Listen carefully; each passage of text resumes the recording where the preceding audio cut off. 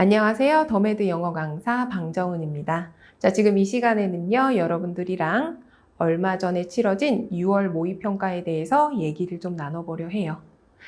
이번 육모 치르고 가채점 점수를 받아들고 학생들에게 가장 많이 들었던 말이 있다면, 선생님, 이거 수능 아니라서 정말 다행이에요. 였어요. 근데 정말 제가 가채점 점수를 훑어봐도 정말 이게 수능이 아니라서 얼마나 다행인지 모릅니다. 기본적으로 좀 마음 아프게도 한 등급씩 좀 하락을 하는 성향을 보였어요. 그래서 이번 시험 정말 수능이 아니라서 다행이지만 저는 또 한편으로 이 시험이 일이 어려워서 정말 다행입니다. 자, 왠 줄 아세요? 여러분들이 6모, 9모가 쉽게 나오면 그 뒤에서부터 영어 공부를 좀 많이 등한시하는 편이에요. 그래서 영어 선생의 입장으로서 6모, 9모가 이렇게 어렵게 나오면 영어가 절대평가라서 절대 만만하게 봐서는 안 되는 거구나 라는 것을 깨닫게 되거든요. 그래서 저의 입장으로서는 차라리 여러분들에게는 전화위복이 될 수 있는 기회가 되지 않을까 싶습니다. 지금 당장은 좀 위로의 말을 던지겠어요. 자, 그러면 지금부터 이 6월 모의평가 왜 이렇게 어려웠는지, 그러면 우리가 수능 때는 이런 점수를 받지 않게 하기 위해서는 뭐를 어떻게 준비해야 하는지 여러분들이랑 같이 얘기 나눠보도록 하겠습니다.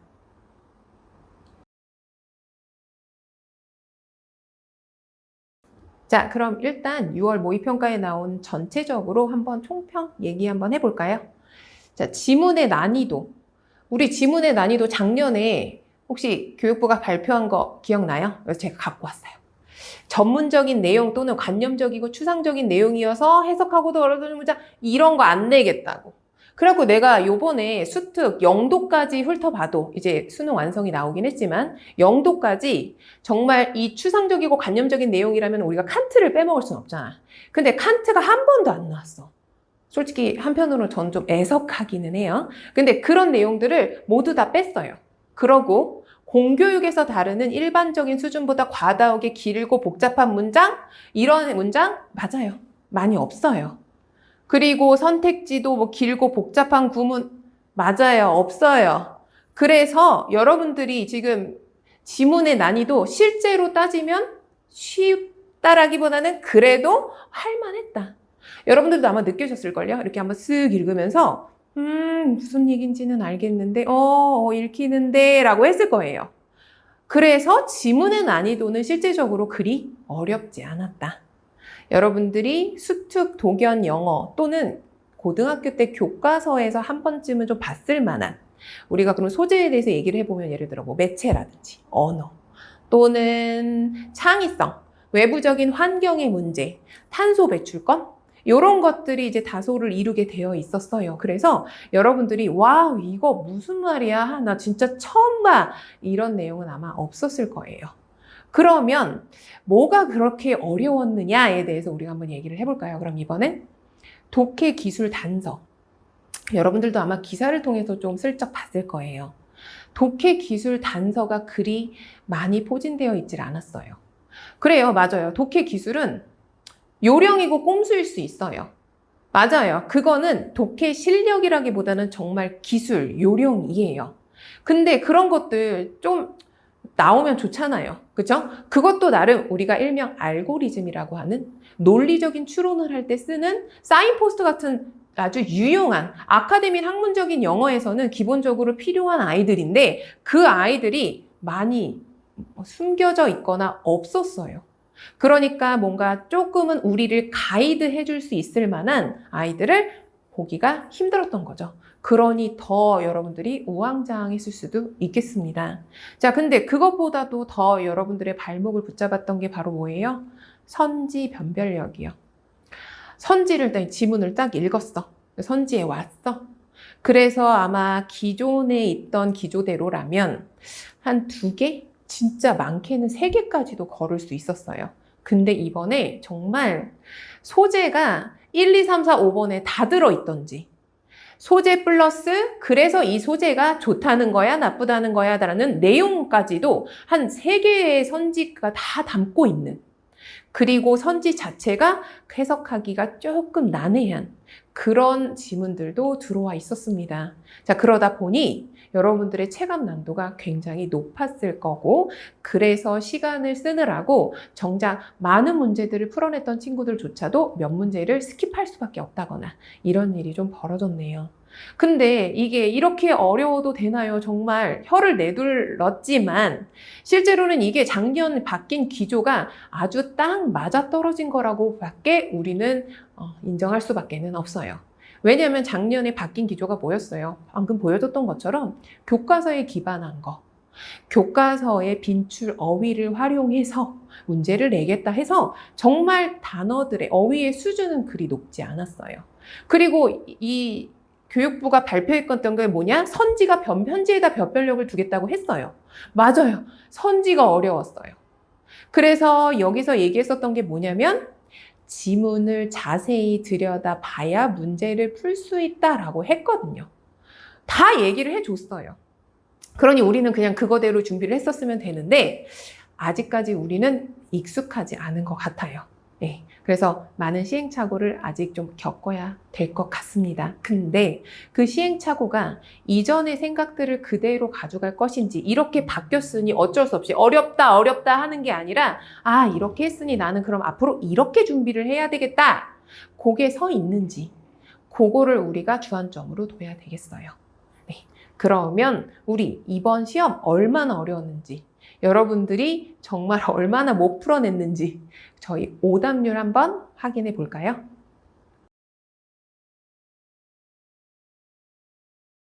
자, 그럼 이번에는 이번 6모에서 여러분들이 어려워했던 문제들이 어떤 게 있는지, 그리고 오답률이 얼마나 높았는지 한번 확인해 볼까요? 자, 여러분들 지금 보면 제가 이제 탑 7을 데리고 왔는데 1번서부터 5번에 5위에 있는 이 친구들의 이 오답률 보여요?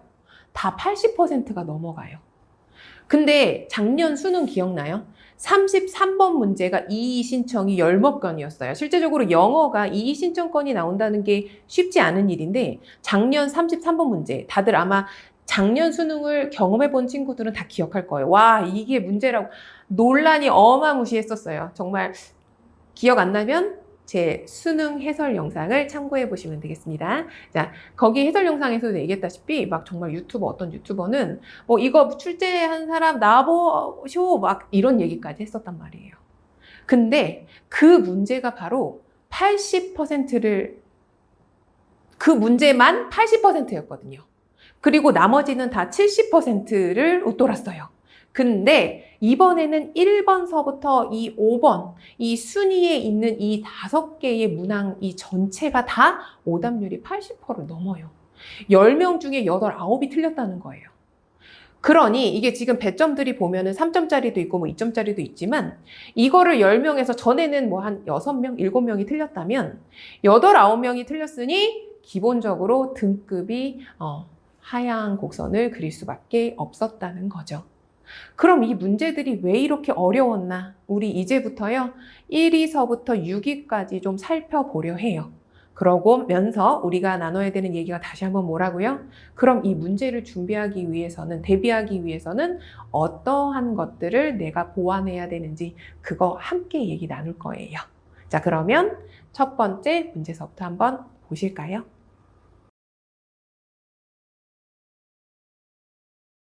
자, 그럼 오답률 1위 36번 먼저 보시겠어요. 자, 36번. 정답이 1번이라는 거 보자마자 아마 다들 예견했을걸. 이게 오답률 1위겠구나. 나도 그랬어요. 이 문제 풀 때 처음에는 A 잠깐 빼놓고 B번, C번 봐야지. 우리가 이제 기존 기조에 익숙해져 있다면 아마 이제 이런 접근을 택했을 거예요. 그래서 저도 그랬어요. A라는 것은 절대 있을 수 없어 1번으로는 아니었지만 그래도 B, C를 먼저 접근하고 그 다음에 퍼즐을 맞춰 나갔죠. 근데 이 1번이 아닐 거라고, 절대 A가 첫 번째로 나오지 않을 거라고 생각했던 그 편견 덩어리들이 이 오답률을 저는 차지했을 거라고, 모두 메꿨을 거라고 저는 생각합니다. 자, 그럼 이 36번 문제 어디 한번 살펴볼까요? 왜 A가 1번으로 올 수밖에 없었고 요 순서로 맞출 수밖에 없었는지. 자, 한번 볼게요. 자, 우리 순서 배열하는 거 이제 제가 맨날 얘기하죠. 박스에 있는 것들을 먼저 굳이 읽을 필요는 없다. 보통 박스를 먼저 읽는 친구들이 하는 얘기들은 주제를 파악하고 싶어요. 그래야 어떤 식으로 너레이트가 되는지를 예측할 수 있잖아요인데요. 우리 이거 대입파악 문제 아니고 순서 배열 문제이기 때문에 굳이 박스서부터 읽을 필요는 없어요. 저는 필요에 의해서 올라갈게요. 자, 그래서 일단 A에 있는 단서서부터 우리 같이 한번 찾아볼까요? 저는 A에서 뭐를 봤냐면요. however를 봤어요. 그쵸? 연결사. 자, 연결사 보면서 여기서부터 여기까지. 자, 첫 번째 문장은 굉장히 짧아요. 요거 한번 그냥 훑어보고 갈까요? 자, 갑시다. 그러나 목축업자들이 도입한 이 불지르는 것의 패턴은 이전의 양식과는 달랐어. 이거예요. 자, 그럼 내가 조금 더 편하게 할 테니까 질문을 던질게. 한번 대답할 수 있는지 확인해봐. 그러나 목축업자들이 도입한 이 버닝의 패턴은 이전의 양식하고는 달랐어. 그럼 그 다음에 무슨 내용이 나올 것 같냐 이거야. 그럼 그 다음에 무슨 내용이 나오겠어? 어떻게 달랐는데? 얘는 뭔데? 이건 거잖아. 그러면 이 앞에는 뭐가 나왔겠냐 이거야. 뭐가 나왔겠어요? 이전 패턴에 대해서 나왔겠지. 이전의 양식을 설명하고 근데 목축업자들이 도입한 거는 그 이전 거랑은 달라. 이거인 거예요. 그러니 저는 이걸 읽고 이제서부터는 목축업자가 도입한 양식에 대해서 얘기가 나오겠구나. 그럼 이전에는 이전에 대한 얘기가 나오겠구나. 이런 기준을 세웠던 거죠. 근데 그러면 이제 여러분들이 뭐를 볼 수 있냐면 요거를 잠깐만 먼저 잊고 갈까요? 제가 좀 아까 however 요 목축업자 앞에 있어야 된다고 얘기했잖아요. 요게 박스예요. 자, 요게 박스 문장이에요. 자, 그럼 보여요? 이전의 양식 for millennia 몇 천 년 동안 이 토착민들에 의해서 행해진 양식에 대해서 여기에 나옵니다. 그래서 요게 바로 previous regime을 봤고요. 이제서부터 제가 말씀해 드린 것처럼 목축업자가 도입한 패턴에 대해서 설명이 나오기 시작하는 거예요. 근데 다시 한번 얘기하지만 A를 먼저 읽지 않거나 A의 편견을 갖고 있었던 사람들이 이거를 보는 거는 쉽지 않았을 거예요. 자, 그러면 우리가 다른 거를 먼저 그런 퍼즐을 좀 맞추고 그러고 다시 돌아오면 될 거예요. 자, 그러면 이번에는 B번에 가서 B 순서에 가서 한번 또 단서를 한번 찾아볼게요. 자, 근데 B의 첫 번째 문장을 보고서 어떤 단서를 찾을 수 있었느냐? 실제적으로 단서는 하나도 없었어요. 내용 단서밖에는. 자, 그럼 이것도 내용 단서 한 번만 좀 짚고 넘어가 볼까요? 올도우라는 아이가 여기서부터 이렇게 부사절이 이루어져 있고요. 자, 그 다음서부터 주어, 동사 이렇게 들어가요. 자, 그랬더니 여기서 뭐라고 얘기를 하냐면 The burnt area. 앞에 아무래도 한번 불 질렀나 봐요. 그 불 질른 지역에 recolonize, 먼저 재구성되어지는, 군집화되어지는 식물의 종류가 뭐래요? 잔디래요. 근데 그럴지라도 처음에는 잔디만 자랄지라도 곧 누구에 의해서 이게 이어지느냐? 더 나아간 우디, 나무들이 많은 식물들 또 수풀들로 결국은 이어지게 된대요. 그러니 처음에는 잔디만 있었는데 그 다음에 결국은 어떻게 돼? 수풀이 이어받게 된다라는 얘기 말고는 여기 없는 거라. B에는. 그러면 여기를 잠깐 놔두고 그럼 어디 가겠어? 이제 C에 있는 아이를 단서를 보러 가는 거지. 자, 그럼 가보자. 자, 그럼 C에서는 단서가 어떻게 보였어요? 저는 보였는데. 자, 첫 번째. 나는 뭐가 보였냐면요. 더 young shoot. 근데 또 shoot이 또 무슨 뜻인지 모르는 사람들이 있었을 거란 생각이 들어요. 자, shoot은 바로 싹, 순이라는 뜻이에요. 그 새싹 할 때 새싹 있잖아요. 순이 나왔다 할 때 순. 자, 어린 싹이 누구를 위한 음식이었냐면 그들의 동물들을, 자, 두 번째 뭐 있어요? 그들의 동물들, 자, 누구네 동물이냐 이거야.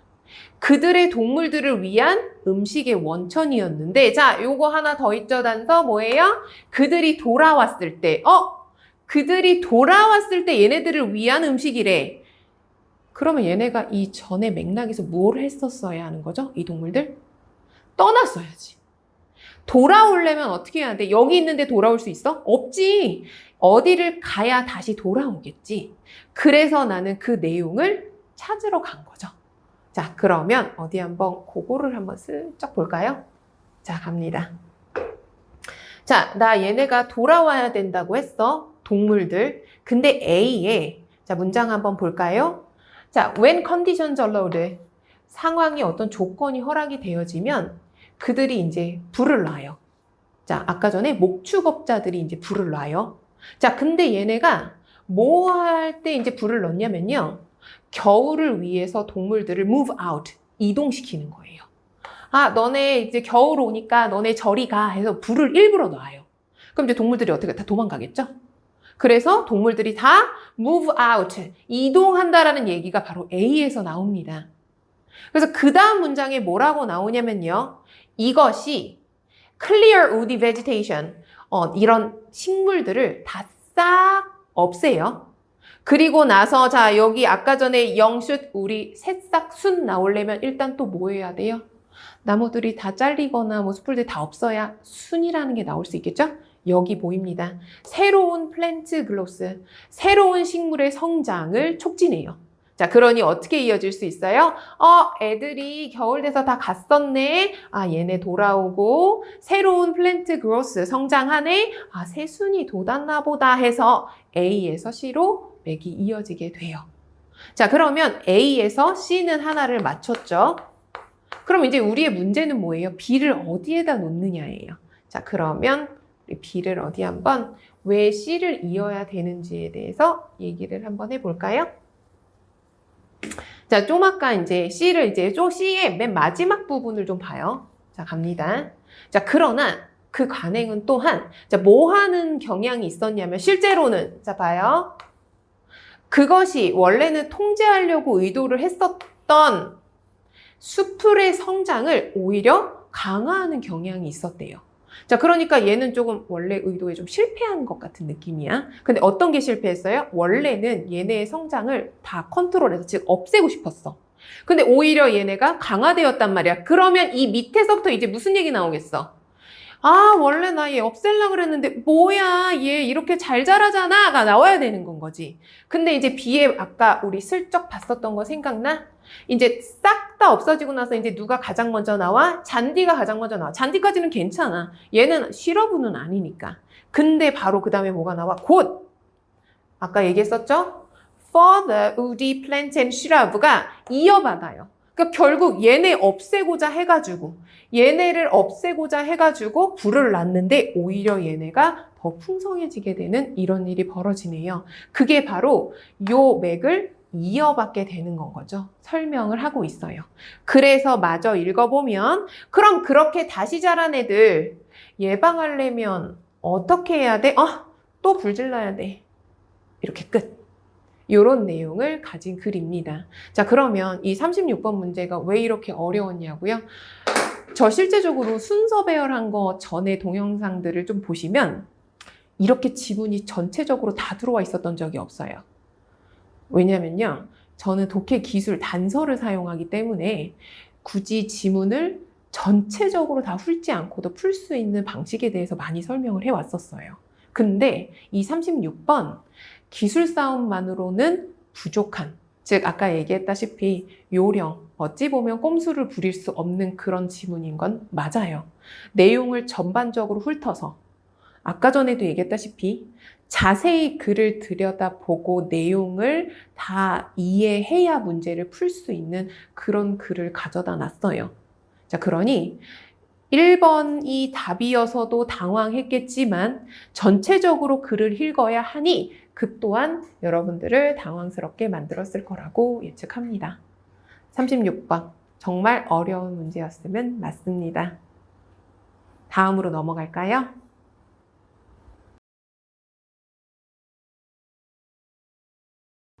자, 그러면 이번에는 오답률 2위에 있었던 31번 문제 볼게요. 여러분들 그거 아셔야 돼요. 간접쓰기가, 즉 35번서부터 39번까지의 유형인 바로 간접쓰기가 점점 어려워지고 있어요.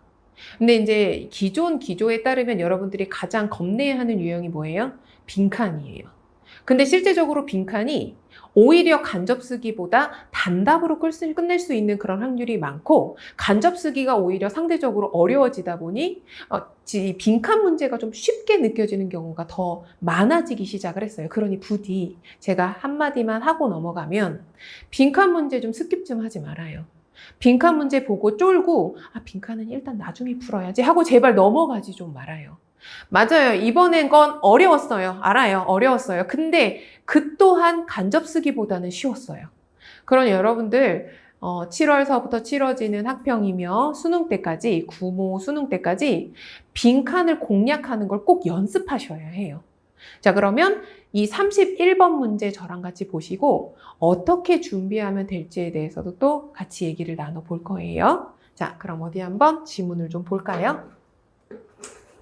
자, 31번 문제 지금 제가 이제 in digital environment부터 시작했는데 이게 문장 중간쯤에 나온 문장인 거죠, 지문에. 자, 제가 유형을 빈칸에서는요 3가지 유형이 있어요. 첫 번째는 첫 번째 문장을 뚫어 놓은 거, 두 번째는 중간 문장을 빈칸으로 만들어 놓은 거, 세 번째는 마지막 문장을 빈칸으로 만들어 놓은 거. 이거 총 3가지 유형이 있는데요. 첫 번째 문장을 뚫어 놓은 경우에는 대입학, 즉 주제 찾기를 요구하는 거니까 여러분들이 모드를 대입학 모드로 전환하셔야 돼요. 근데 이와 같이 31번과 같이 중간에 있는 문장을 뚫어 놓은 경우에는, 자, 우리 배웠죠? 어떻게 해야 돼요? 주부가 뚫리면, 주어 자리가 뚫리면 어디로? 앞으로 먼저 가고, 서술부가 뚫리면 어디로? 밑으로 내려간다 라고 얘기했죠. 자, 그럼 그거를 따라서 저는 그래서 요 문장서부터 시작해서 저는 밑으로 내려갈 거예요. 그래서 밑에 단서를 찾아보도록 할게요. 자, 그러면 빈칸 문장서부터 이쁘게 우리 구문 독해 할까요? 빈칸 추론, 함축 의미 추론, 어휘 추론에서 가장 중요한 게 뭐예요? 이쁘게 구문 독해하기. 자, 그럼 해볼까요? 자, 디지털 인바이러먼트. 자, 어떤 환경이에요? 그냥 환경 아니에요. 디지털 인바이러먼트. 아마 위에 내용서부터 본 사람들 알겠지만 아날로그 인바이러먼트가 앞에 나와요. 근데 우리는 지금 초점을 맞춰야 되는 건 디지털 인바이러먼트거든요. 그 굳이 읽을 필요 없단 말이야, 앞에를. 그래서 디지털 인바이러먼트 써서 우리 한번 가자. 디지털 환경에서, 자, 주체는 누구야? 매체가 뭐의 일부는 아니더라. 자, 근데 우리 여기서 힘 빡 줘야 되는 거 뭐야?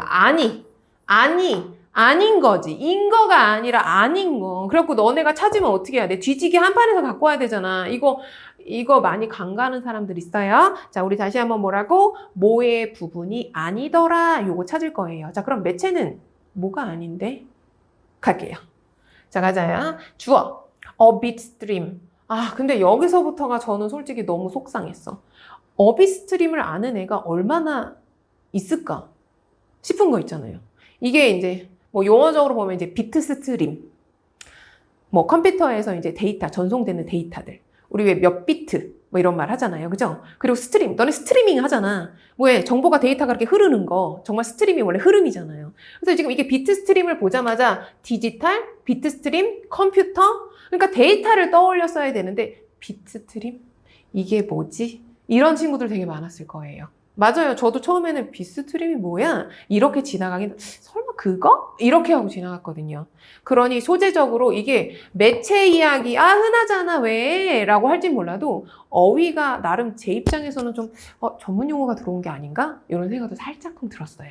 자, 그럼 어디 한번 가볼게요. 어비스트림은 컴퓨터에 똑같아 보인대요. 스트림은 데이터는 똑같아 보인대. 근데 내가 찾아야 되는 주체 누구였는지 기억나지? 나는 미디엄을 찾아야 되거든. 근데 여기 있다. 자, 근데 얘가 뭐라고 하고 있어? 가자. 그것이. 자, 그것이는 뭐예요? 빗스트림이에요. 빗스트림이 읽혀지는 매체랑은, 자, regardless of 무슨 뜻이야? 상관없이. 그러니까 얘가, 저 빗스트림이 어디에 매체에서 읽혀지든 그거랑은 상관없이 똑같대. 그러면 매체는 뭐라는 거야? 빗스트림의 일부예요? 전혀 아닌 거지. 빗스트림은 무슨 매체, 뭐 라디오를 데려오든 컴퓨터를 데려오든 뭐 TV를 데려오든 상관없이 스트림은 똑같대. 즉 데이터는 똑같대. 그러면 미디어는 뭐의 일부가 아닌 거야? 데이터의 일부가 아닌 건 거지. B스트림의 일부가 아닌 건 거야. 무슨 말인지 이해돼요? 근데 여러분들이 B스트림을 모르기 때문에 이게 이렇게 단박에 나오는 게 힘들었다 이거야. 그럼 좀만 더 읽을게. 자, 간다. Physical carrier. 물리적인 전송자. 이게 뭐예요? 이게 매체지. 매개체. 매체는 필수적이야. 그치? 정보를 전달하려면 매개체는 필요할 거 아니야. 그래서 이거는 필요해. 하지만 자, 또 꺾어보자. As long as the source media. 자, 이 원천의 미디어가 읽혀질 수만 있는 한 여기 빗 또 나와요. 비트. 그 비트, 데이터가 완벽한 카피들이 만들어진단 말이야. 그러니까 데이터가 어쨌든 읽혀질 수만 있다면 무슨 데이터든 상관없이 완벽하게 카피가 만들어진단 말이지. 그것도 굉장히 싸고 쉽게. 다른 장치에서. 그러면서 얘가 또 뭐라 그래? 오리지널 커리어. 내가 처음에는 라디오로 그걸 뭐 예를 들어 데이터를 전송했다 쳐. 근데 그것의 보존 따위를 어떻게 만들어? diminishing important. 중요하지 않게 만들어. 원래 처음에 어디서 매체에서 전송됐는지는 중요치가 않아. 왜? 어차피 데이터, bit perfect copy 이제 데이터, 정보는 똑같을 거기 때문에. 그러니까 이런 식으로 나오고 있어요. 자, 그러니 다시 한번 올라가면 매체, 이런 커리어, 미디어, 얘네들은 정보랑은 아무 상관이 없는 거야. 다만 뭐 할 뿐? 전달을 해줄 뿐. 매체의 일부가 다 데이터의 일부가 아닌 것이 정보의 일부가 아닌 거야. 그래서 여기에 나는 뭐가 들어가야 되겠다고 생각하면 데이터 또는 인포 이런 내용이 들어가야 되겠다라고 생각을 한 거지. 그래서 선지를 같이 한번 살펴보면 근데 또 문제가 뭐였냐면은 선지가 참 나도 마음에 안 들어. 자, 일단 첫 번째 우리 오답률이 가장 많았던 번호가 플랫폼이더라고. 근데 얘들아 원래 매체는 플랫폼이야. 플랫폼 자체가 뭐야? 뭔가를 전달해주는 정말 승강장 같은 거. 그냥 여기 있다가 내가 여기로 가는 매개체 같은 역할을 해주는 게 원래 플랫폼이란 말이야. 그러니까 너네가 플랫폼을 집어넣었다는 얘기는 낫을 간과했다는 거지. 뭐가 아니야 라고 했잖아. 근데 매체는 원래 플랫폼이란 말이야. 그러니 1번은 낫을 간과한 사람들, 즉 구문독해를 똑바로 하지 않았다. 자, 그럼 두 번째, 저장의 문제는 아니고 챌린지 이의제기도 아니고 뭔가를 변형시키지 않는 이런 아이야. 그래서 아까 내가 얘기했던 데이터라든지 또는 인포메이션 그거와 연관돼서 동의어로 지어놓을 수 있는 게 바로 메시지다. 메시지의 일부가 아니란 말이야. 메시지는 변하지 않는다 이거지. 매체랑 상관없다. 이렇게 정리가 돼서 답이 3번인데 요거 쉽지 않았습니다. 자, 왜 쉽지 않았어요? 다시 한번 얘기하지만 나름 그 비트 스트림이라는 그런 용어이며 여러분들이 메시지라고 패러프레이징을 할 수 있었느냐 그것도 좀 관건이 좀 되었은 문제였습니다. 조금 어렵죠? 그쵸? 네. 또 이 정도에 대비할 수 있게끔 저희 준비하셔야 되겠습니다. 그럼 다음으로 넘어갈까요?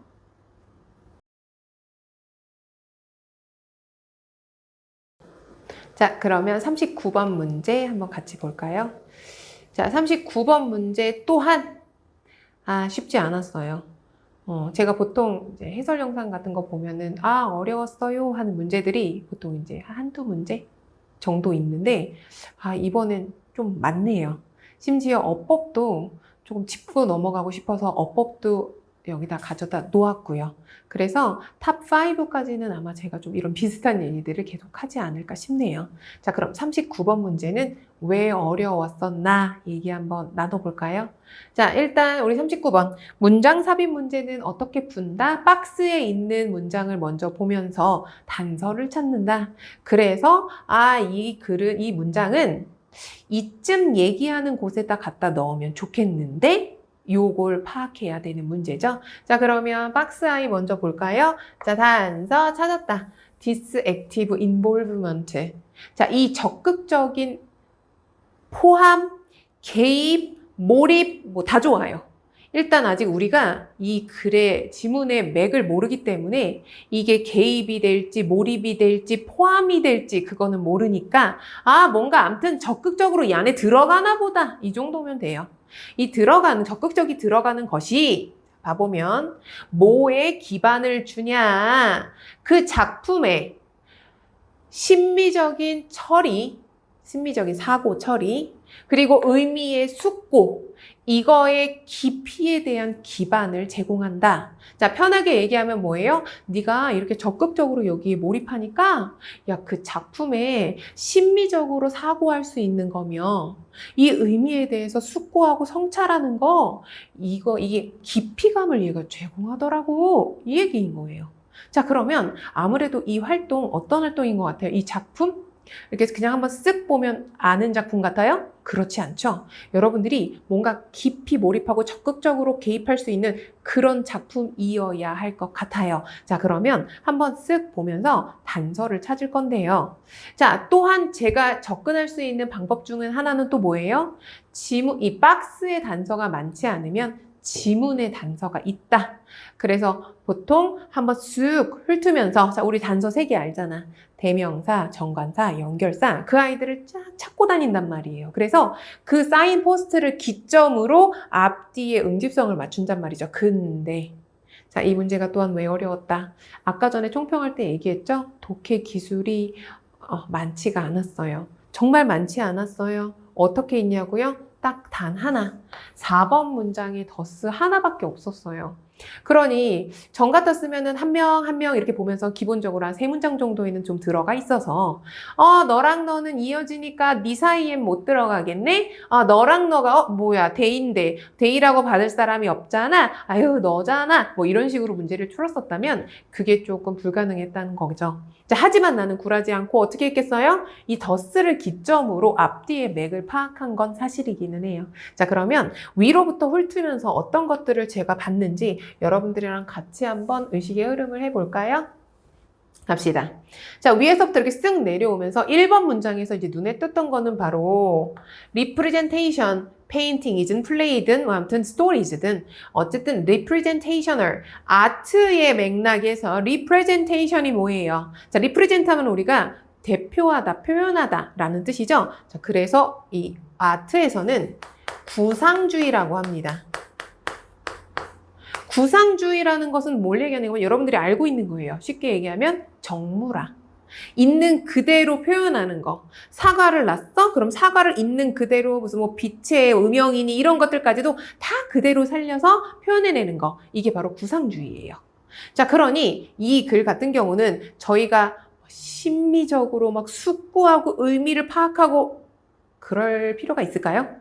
아무래도 없을 것 같죠? 자, 얘가 안 그래도 얘기를 해요. 이번 문장에서 자, 갈긴다. 자, 기쁨의 즐거움, 기쁨이라는 것의 기분, 그리고 불확실성, 이런 것들이 보는 사람으로 하여금 그 작품의 결론을 따라서 carry, 이끌어줘요. 자, 그러니 이게 무슨 말이에요? 우리가 애를 쓰고 하지 않아도 어차피 이것들이 그대로 나를 결론으로 데리고 갑니다. 자, 그러니 우리가 적극적으로 막 뭔가를 할 필요가 있을까요? 없어요. 그냥 이 사과예요. 그래서 여기까지는 저 박스에 있는 내용이 들어갈 곳이 없다라는 거죠. 자, 그러면 우리가 계속 한번 내려가 볼까요? 자, 다음. 자, 3번의 문장을 지금 보니까 이번에 화제가 좀 바뀌었죠? 누구예요? expressionist works. 자, 이번에는 표현주의가 나옵니다. 약간 추상화 같은 거 있잖아요. 뭐 스타일리스틱해서 이거 뭐야? 정말 이해하기 어렵네. 얘가 사람이야 뭐야? 막 이런 것들, 입체파 이런 거 있잖아요.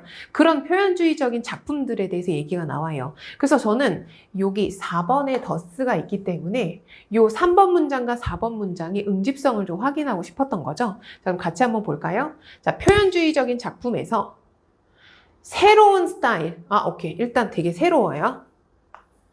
그래, 근데 그건 것들이 또 inharmonious, 조화가 이루어지지가 않아.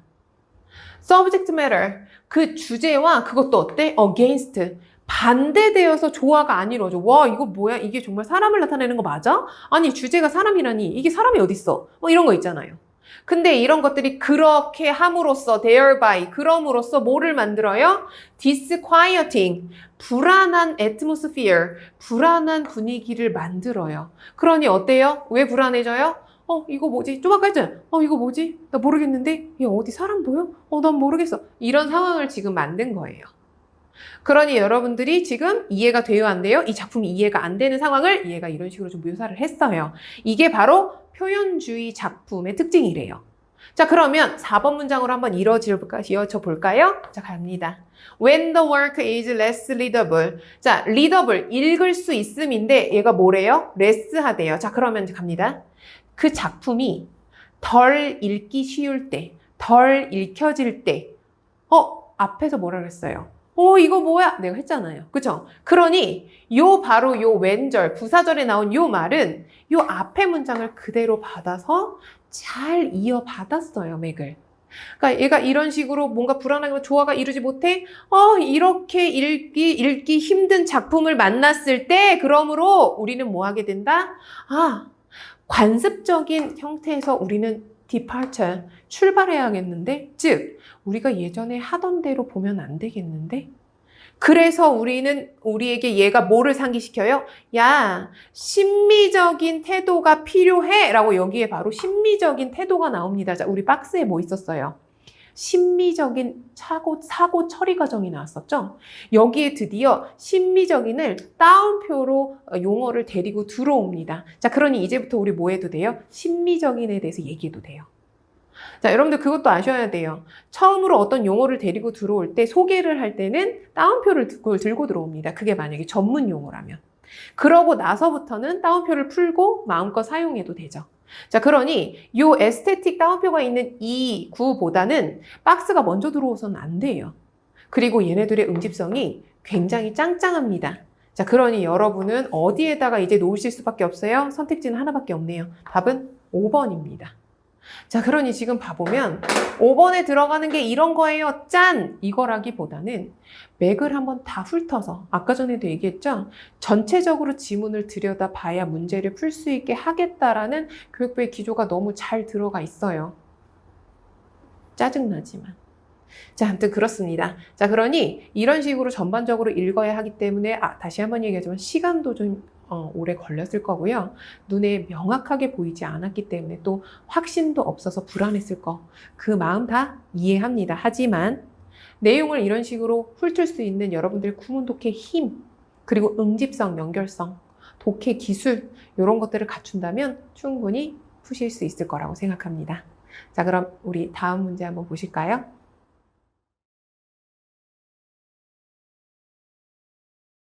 네, 다음 문제 29번. 어법 추론 한번 볼게요. 제가 어법 추론을 들고 오는 일은 정말 흔한 일이 아니거든요. 지난번에 한번 정말 허를 찌르는 어법 문제가 한번 나왔더래서 제가 정말 처음이자 마지막으로 다루겠다 싶었는데 요번 어법 또 들고 들어왔습니다. 자, 조금 얘기하고 싶은 사항이 있고요. 요게 왜 까다로웠을지에 대해서 저희 한번 같이 얘기를 나눠보려고요. 자, 요거 지금 정답지는 실제로는 2번이고요. 그리고 여러분들의 오답이 가장 많았던 게 바로 3번이에요. 그래서 요 두 개만 좀 짚으려 해요. 자, 2번을 찝기가 왜 그렇게 어려웠었나에 대해서 한번 얘기해 볼게요. 자, 첫 번째. 자, 우리 어법 문제 어떻게 풀어요? 문장 구성 성분 확인하셔야 돼요. 여기에 밑줄이 딱 여기에 기부 이렇게 그어져 있다고 여기만 무슨 경주마처럼 들여다보는 게 아니라고. 문장 전체를 보는 거라고. 그래서 문장 처음서부터 자, 봐봐라. 이렇게 한다. 주어하고 이니치 관계대명사절 치우고 나니까 동사 이렇게 보이지. 그래서 한 문장 어디서 끝나? 여기 테스트에서 끝났지. 그래서 실제적으로 2번이 들어있는 문장을 전체를 보게 되는 거야. 바로 전치사 플러스 관계대명사절 이 등장하면서 요게 여기까지 하나의 절을 이루게 됩니다. 자, 근데 이제 여기서 필요한 여러분들의 어법 지식은 뭐예요? 전치사 플러스 관계대명사는 뭐와 같아요? 관계 부사와 같죠? 그래서 뒤에 문장이 어때야 돼요? 완문이어야 하죠. 자, 그러면 뒤에 완문인지 그것만 확인하면 되는 거죠. 그쵸? 자, 그럼 봐요. 스튜던트 주어예요. 기부 동사죠? 힌트 명사니까 O 같네요. 그쵸? 그럼 선생님, 이거 완벽하잖아요. 근데 이거 도대체 왜 틀린 거예요? 자, 왜 틀렸냐면요. 그대가 틀렸어요. 자, 기부가 몇 형식 동사인지를 확인을 하셨어야 되는데 그게 안 됐습니다. 자, 그러니 이게 어려웠던 이유가 있다면요. 기존의 문제들이 형식을 가지고 어법 문제를 만드는 일이 쉽지 않았어요. 그러니까 그런 문제들이 많이 없었어요. 이거 4형식이니까 너 IO, DO 다 확인해.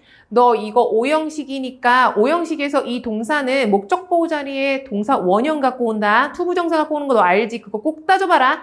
이런 걸 잘 안 냈단 말이에요. 그거는 실제적으로는 내신 문제에서. 내신에서 애들 그 교과서에 나오는 4형식, 5형식 외우게 하느라고. 근데 수능 문제에서는 형식을 가지고 내는 일이 거의 없었단 말이죠. 근데 얘가 형식을 데리고 들어왔어요. 아, 이제 저희는 정말 1서부터 10까지 준비를 해야 하나 봐요. 자, 그럼 어디 한번 볼까요? 자, 기부라는 아이요. 몇 형식 동사예요? 자, 기부 주는 거잖아요. 수여 동사예요. 수여 동사 아이들은 다 뭐하는 몇 형식 동사예요? 다 4형식 동사예요. 자, 4형식 동사의 형식은 어떻게 돼요? IO, DO예요. 자, 근데 솔직히 저는 IO, DO라고 외우게 하지 않아요. 왜냐면은 문장 성분이 IO, DO라고 해버리면 주어, 동사, 목적어, 목적보호, 즉 5형식이랑 형식의 성분이 똑같아요. 구성 성분이 4개씩 똑같단 말이에요. 그래서 5형식이랑 4형식을 구분해내는 거를 어려워해요. 그래서 저는 4형식을 어떻게 외우게 하냐면 4형식을 동사, 다음 사람, 사물로 외우게 합니다. 그래서 4형식이 뭐야? 그러면 학생들이 주어, 동사, 사람, 사물이요 라고 얘기를 해요. 여러분들도 그렇게 외우시면 조금 더 편할 거예요. 자, 그럼 어디 봐요? 자, 기부라는 아이가 4형식 동사, 수여 동사예요. 그럼 나 그 다음 뭐 찾아야 된다고요? 사람. 힌트가 사람은 아니잖아요. 그쵸? 그럼 얘는 뭐예요? 사물이잖아요. 자, 그럼 뭐가 빠졌어요? 뭐야? 사람 어디 갔어? 즉, IO 어디 갔어? 이건 거예요. 그렇다면 목적어가 하나가 없죠. 자, 목적어가 하나가 빠졌으니 자, 우리는 어떻게 만들어야 돼요? 이노무 동사를 given이라는 자, 뭐로 만들어요? 수동태로 만들어야 되겠죠. 자, 근데 여기서 또 이걸 하려면 뭘 알아야 돼요? 능수동 구분하실 수 있는 힘이 필요합니다. 자, 여러분들 어법 그래요. 맨날 얘기하잖아요. 이 어법 한 문제 그냥 저 버릴래요. 하는 사람들도 많아요. 맞아요. 근데 제가 다시 한번 얘기해요. 어법은 29번 어법 문제를 풀기 위함만이 아니에요. 저는 오히려 아니라고 얘기하고 싶어요. 어법을 우리가 해야 되는 이유는 정확한 독해를 위해서입니다. 구문 독해를 할 때도 여러분이 뭐가 근간이 되어야 돼요? 문법, 어법이 근간이 되셔야 해요. 그래야 정확한 독해가 가능하거든요. 자, 그러니 여러분들 아직 늦지 않았어요. 어법은 진짜 맘만 먹으면 한 달이면 끝나거든요. 저도 한 달 강자입니다. 자, 그러니 어법 지금이라도 놓치지 않고 챙기셨으면 좋겠어요. 여러분들의 독해 실력이 향상되실 거예요. 자, 그래서 요 기분은 수동태로 바꿨어야만 했다. 자, 이런 형식을 우리도 한번 챙겨야 되겠네. 예요. 자, 그러면 3번은 왜 맞았냐고요? 자, 관계부사 얘기했잖아요. 자, 여기 있죠? 관계부사는 뒤에 완문이 나와야 된다고요. 그럼 뭐만 확인하면 돼요? 뒤에가 완문인지 아닌지만 확인해 보면 돼요. 자, correct answer. 자, 주어요. need to 들어갔고, 자, BPP 수동태네요. 자, but이라는 아이가 병렬로 들어와서 generated는 아무래도 recognized랑 병렬이 된 것 같아요. 자, 문장 어때요? 완벽해요. 자, 여기서 또 하나 이제 그러면 팁을 드리면 수동태는 완문입니다. 수동태는 완문. 요거 기억하세요. 팁이에요. 수동태면 완문이에요. 그래서 where 너무 잘 나왔어요. 자, 요렇게 지금 요번 어법 추론 역시나 또 쉽진 않았어요. 자, 우리 꼼꼼하게 준비하는 자세 필요하겠습니다. 그럼 다음으로 넘어갈까요?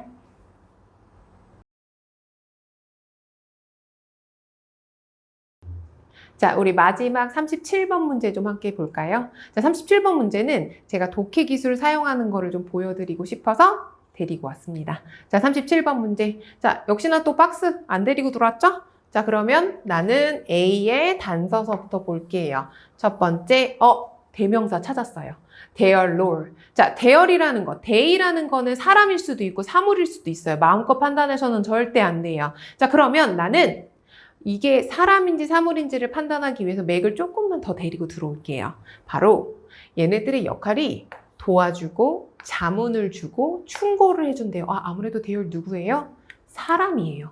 그것도 어시스트 해줄 수 있고 컨설트 해줄 수 있고 어드바이스 해줄 수 있을 정도의 지위 뭐 이런 것들을 가지고 있는 지식을 가지고 있는 사람들인 것 같아요. 자, 그래서 나머지 B, C의 꼬랑지 부분의 꼬리 잡기를 한번 해보러 갈게요. 자, B의 마지막 문장 한번 볼까요? B의 마지막 문장의 주어가 Resource Development, Human Resource Development Function이에요. 자, 이걸 대의로 받을 수가 있을까요? 일단 수로도 맞지 않아요. 그리고 여기에는 사람이 하나도 들어와 있지 않아요. 그러니 B를 잡을 수는 없겠어요. 자, 그럼 C로 한번 가볼까요? CMM 마지막, 여기 있다.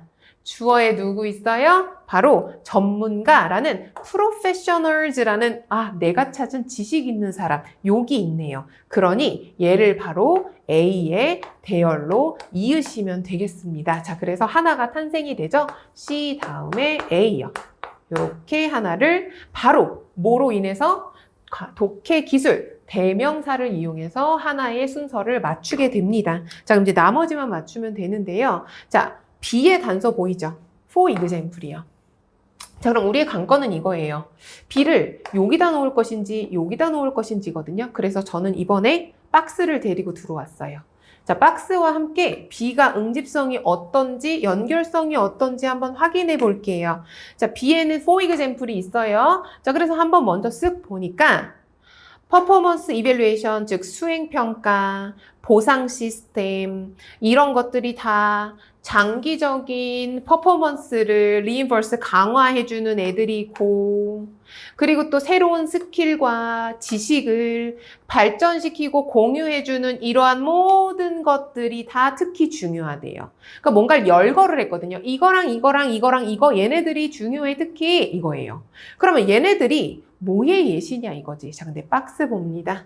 자, 박스에 뭐라고 나와 있어요? There are a number of human resource management practices. 자, 많은 뭐가 있대요? 인적 자원 관리 관행들이 있대요.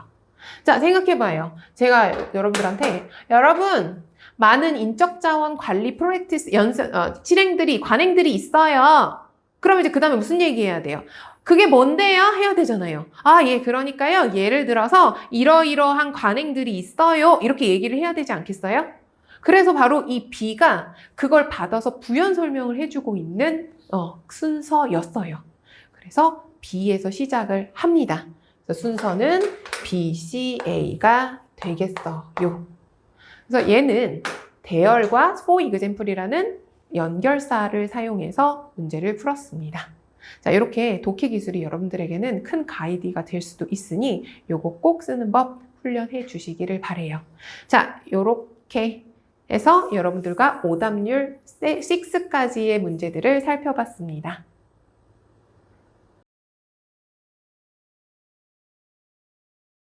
자, 어떠셨어요? 왜 이렇게 어려웠는지 알겠죠? 근데 우리가 뭐를 어떻게 하면 이쯤이야 라고 문제 풀 수 있을 것 같지 않아요? 자, 그거 한번 다시 한 번만 정리할게요. 자, 여러분들 소재 친숙하다고 얘기했어요. 교과서에 기반해 있고 여러분들이 한 번쯤은 어디서 다 봤을 법한. 자, 그러니 여러분들이 더 뭐 해서는 안 되냐면요. 간과해서는 안 돼요. 친숙한 소재라고 해서 본인의 뇌피셜을 가져와서는 안 돼요. 다시 한번 얘기해요. 지문을 자세히 들여다 봐야 문제를 풀 수 있게 만들었어요. 그러니 여러분들이 그냥 나 이거 알아. 이거 그런 거 아니야? 라고 한다면 분명히 걸려 넘어지실 거예요. 자, 그러니 첫 번째, 친숙한 소재라고 절대 간과하는 건 하지 않기요. 두 번째, 자세히 들여다보세요. 지문도 그렇고 선지도 그렇고요. 세 번째, 선지 변별력이 만만치 않아요. 그러니 여러분들이 지금 푸시고 있는 문제, 그 무엇이 됐든 그 문제들 풀 때도 선지를 그냥 바로 정답으로 가려고 하지 마시고요. 지금부터 연습. 선지를 거르는 연습. 왜 1번은 안 되고 왜 2번은 안 되고 왜 3번만 돼야 되는지 정말 하나하나 꼼꼼하게 따져보고 거르는 연습하세요. 아시겠죠? 그게 체화가 되지 않으면 절대 수능에서도 되지 않을 거예요. 자, 그리고 마지막으로 자, 매번 강조합니다. 여러분들이 독해 실력을 기르시려면 뭐가 중요하다고요? 구문독해. 자, 구문독해의 근간은 어휘의 양과 질, 그리고 어법입니다. 자, 그러니 단어 많이 외우시고요. 어법 아직 늦지 않으니까 정비 한번 해주시고요. 그거 2개 접목시켜서 독해 실력, 즉 구문독해 꾸준하게 연습하셔서 수능에는 물론 이제 좋은 결과 얻으시기를 바라겠습니다.